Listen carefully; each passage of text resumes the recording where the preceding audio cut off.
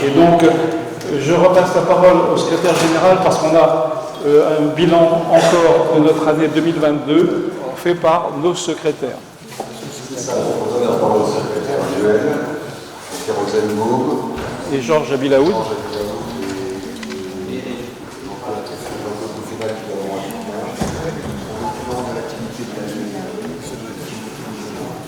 Alors, oui, donc, alors Jean-Claude Pinal, c'est plus qu'un coup de main, parce que c'est une pièce essentielle dans ce résumé. Alors, donc j'ai l'honneur de vous présenter avec Georges Abilaoud et Jean-Claude Pinal ce compte rendu de l'année 2022, qui était encore une fois un très grand cru. Alors, tout d'abord, l'Académie, ce sont des membres élus en assemblée générale qui représentent les 13 spécialités chirurgicales. Ils sont de renommée nationale et internationale, mais hospitalo-universitaire ou non. L'Académie dénombre 118 membres titulaires, 297 membres associés, 99 membres honoraires, 47 membres politiques. L'avènement des procédures mini-invasives et des nouvelles technologies interventionnelles a permis à des médecins non chirurgiens de devenir opérateurs et d'être élus à l'Académie nationale de chirurgie.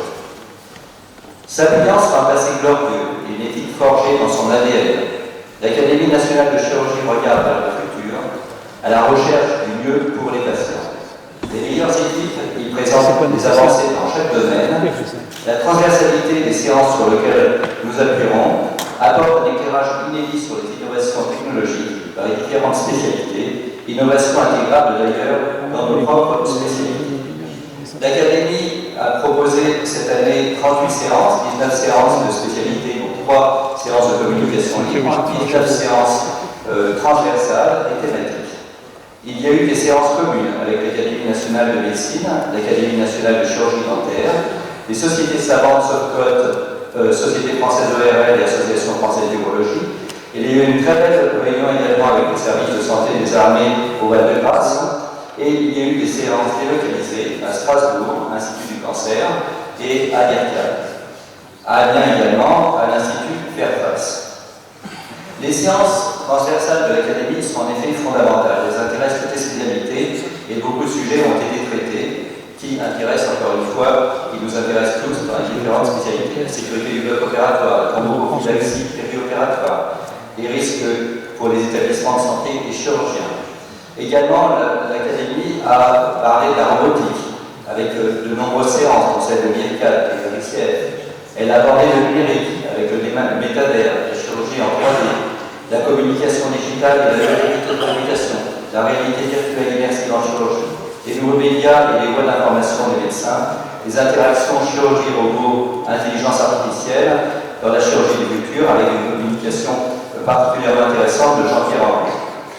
La transversalité de l'Académie, c'est important, c'est également des rencontres fantastiques avec le prix Nobel de la paix, Denis Mukwege, avec le prix Nobel de physique, Gérard Mourou, qui est venu présenter lors d'une séance mémorable une communication laser et ophtalmologie.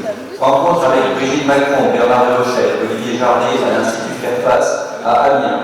Rencontre avec Jacques Maresco à l'Institut à l'IRCAD à Strasbourg. L'Académie s'intéresse également à la transversalité au plan de société. Carole Matin qui a organisé une réunion extrêmement intéressante pour les femmes et chirurgiens. Échange également entre notre président, Albert Bélamou, et le ministre de la Santé, François Braun, au RICF. Catherine Deroche, présidente des Affaires sociales du Sénat, qui est venue nous honorer de sa présence lors d'une séance de l'Académie. La fierté et l'honneur ressentis par les académiciens du monde, francophones, francophiles, lors de leur élection, montrent l'importance et le rayonnement de l'Académie nationale de chirurgie en France et dans le monde entier. L'Académie, c'est aussi compagnonnage, transmission et aide à la recherche. Compagnonnage avec rencontre avec les jeunes chirurgiens, avec l'aide, les soutiens et les mécènes de l'Académie nationale de chirurgie, dont une représentante se trouve là, laboratoire Zeiss en particulier. Les RICF qui ont été également l'occasion pour des jeunes chefs de clinique de présenter leur aventure sur la robotique. des séances avec le Conseil national des jeunes chirurgiens, le CNJC. Et enfin, l'Académie nationale de chirurgie est une caisse de résonance incroyable. En regardant les statistiques d'audience, enfin de vues sur YouTube, j'étais complètement épaté. Les communications d'Académie sont vues jusqu'à des 15 000 vues, 16 000 vues, 18 000 vues. Et comme nous pouvons, un petit clin d'œil à l'histoire, François Gigot de la Véronique, dont tu as parlé tout à l'heure, aurait souri, aurait été très intéressé de voir que finalement l'histoire se retrouve, en remarquant que la communication qui a le plus intéressé les youtubeurs, c'est les nouveaux traitements de la maladie de la Véronique et de la chirurgie fonctionnelle du pénis. Et François Gigot de la Véronique aurait également remis une médaille à Roland Dirac et à Hélène Sussman. Bon, au niveau de la cataracte, on ne se trouve pas trop mal, non plus au niveau des... Alors, l'Académie, c'est également des RICF qui ont été pensés par un père de Benamou et qui ont été organisés cette année pour la deuxième session par donc Albert Benamou, président, Karim et Karim Boudjema. Et donc, il y avait 3 scènes. Oui, pardon. Alors, il y avait 3 thèmes qui ont été vraiment incroyablement bien choisis, qui ont été choisis avant la crise en Ukraine. Il y avait l'aide aux victimes des grandes catastrophes civiles et militaires, qui nous a valu l'installation d'un hôpital de campagne dans la cour des Cordeliers, qui nous a valu la présence de nombreux collègues militaires pour justement anticiper des éventuelles catastrophes qui pourraient se passer en France, et en particulier la préparation des Jeux Olympiques de 2024. Le deuxième thème était l'aide en formation des formations chirurgicales en francophonie. C'était l'occasion d'échanger en présentiel et en visio avec des collègues du monde entier sur le problème de la formation des chirurgiens. Ça a été également l'aide au développement de la chirurgie robotique en francophonie. Et on a eu une session absolument magnifique au RSCF sur la robotique. Et donc, il se passe des choses à l'EPCAD, il se passe des choses dans le monde, il se passe également des choses à Argenteuil. Et là, je vais passer la parole à Jean-Claude Pefinal par cette petite vidéo. Non, tu prends la suite. C'est juste pour passer devant. Voilà. C'est ici. Vous coupez la vidéo. Voilà, je pense que moi je vais aller assez vite parce que ça va très vite même. Il ne veut pas dire. Je devrais passer. Voilà, c'est bon. Puisqu'on l'a déjà évoqué très largement, les journées qui ont été en région et qui ont été formidables, à la fois sur le plan bien sûr scientifique, mais je pense aussi sur le plan de l'amitié, sur le plan du partage. Ça a été des moments formidables. Voilà, ça c'était votre passage à Strasbourg. Dans la matinée, on était avec Carole, on a été parfaitement bien reçus, il y a eu des séances extraordinaires. Et je pense qu'il y a 2 points qui étaient importants. C'était, on soulevait le problème véritablement de la reconnaissance de la scénologie comme discipline et une approche intéressante avec Carole de l'Académie de chirurgie avec la communauté européenne. L'après-midi, c'était l'IRCAD. Vous voyez sur la gauche le show à l'américaine dans le grand amphithéâtre de l'IRCAD sur cette chirurgie augmentée et surtout une présentation par Jacques Maresco de l'extension de l'IRCAD au niveau international, y compris bientôt aux États-Unis. À droite, des petites photos pour montrer cette réunion et ce rapprochement avec l'IRCAD, avec préparé une année avant, on s'était déplacé, et ensuite des travaux ont été partagés avec Jacques Maresco, la présence au premier RICF et une séance commune avec l'IRCAD. En ce qui concerne Amiens, il faut remercier Olivier Jardet pour véritablement cet accueil et avec la région.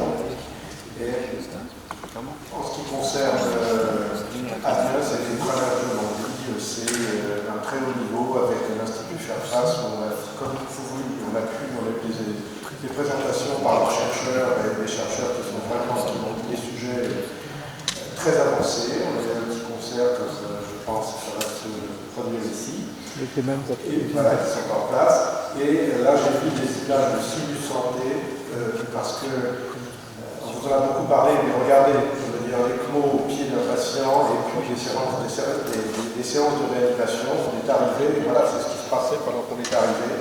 C'est un niveau de simulation et d'enseignement absolument extraordinaire. Et puis un focus sur le préco, parce que je pense que parmi les instituts de recherche sur la robotique, c'est un des plus avancés en France, avec des techniques tout à fait originales, de faire un bloc miroir dans lequel les interventions sont préparées. Et la faculté d'Amiens a fait 5 ou 6 premières mondiales à partir de cette technique. Ensuite, il y a eu la grande réunion de la chirurgie future. Nous avons monté avec le